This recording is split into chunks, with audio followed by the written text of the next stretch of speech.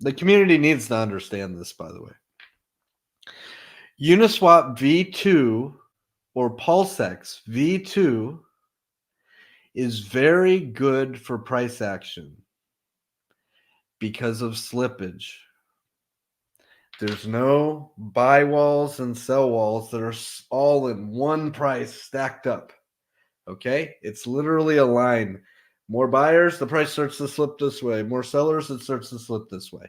So PulseX V2 is very good for something like PulseX token or Pulse or Hex.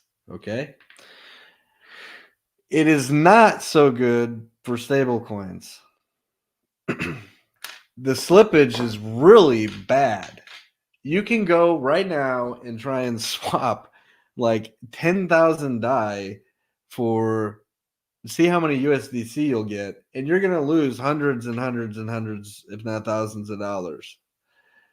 It's ridiculous. And that's because these pools cannot differentiate what's supposed to be a stablecoin and what's not. It just slips one direction or the other direction.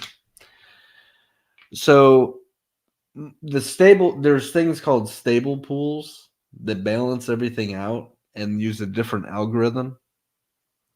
Balancer, PHUX, same thing. PHUX is amazing for stablecoin pools.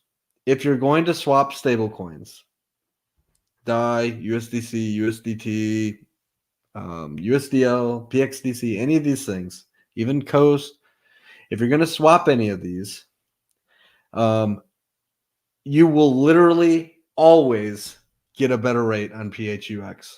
Way better rate. In fact, almost no slippage at all. You can go right now and swap 100K worth of one stablecoin, and you might get 100K plus or minus 10 of the other stablecoin you're trying to get into.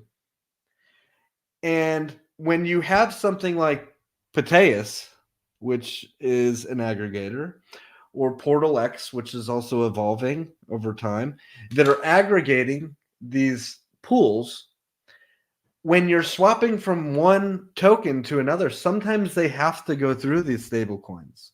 Sometimes the biggest pool, for example, is Pulse paired to DAI. But there's another pool of DAI paired to USDL. Okay. So when you're using an aggregator, it's going to route through where it needs to, such as PHUX, and it's going to give you way more of the coin you're looking for, simply because balancer pools now exist. PHUX now exists. So not all the liquidity will be in the same place. It can't be in the same place because the way the algorithms work, it just stablecoin pairs suck on PulseX. It doesn't matter. And by the way, it doesn't matter how thick you make them. You can pair 10 million of one stablecoin to 10 million of another. And you can think, oh, it's just so thick that they're liquidity bonded. I hear this across places all the time. Oh, the liquidity is bonded and paired because it's so thick. No. Pair that stuff on Uniswap V2 type pools, and they suck when you swap through them.